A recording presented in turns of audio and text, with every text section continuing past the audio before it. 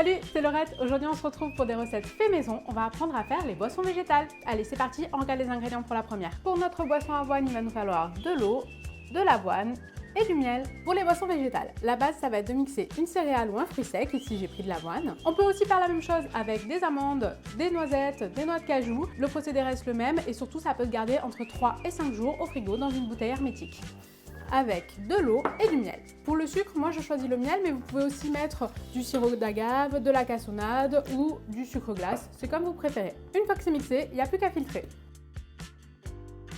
On passe le tout dans un chinois doublé d'une étamine, on filtre et c'est prêt. Le reste de pâte obtenue, surtout, on ne le jette pas, on le fait sécher sur une plaque au four et on pourra l'utiliser comme une poudre d'amande ou une poudre d'avoine dans les crumbles ou dans des préparations sucrées.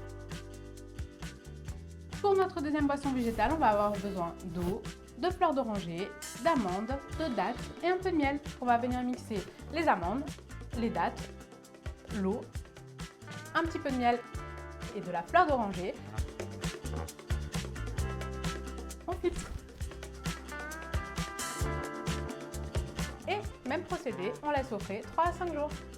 Pour notre dernière boisson végétale, on part direction le Mexique. On va faire une horchata. L'horchata, c'est une base de graines avec du sucre moulu et qu'on va déguster fraîche avec des glaçons. Il va nous falloir un peu de cannelle, de l'orge, de la poudre d'amande, du sucre et de l'eau. Première étape, on va venir faire tremper notre orge pendant à peu près une nuit. On a récupéré notre orge qui a bien trempé, on le met dans le blender et qu'on va venir mixer avec de la poudre d'amande, du sucre, un peu de cannelle, de l'eau bien sûr et qu'on va ensuite filtrer.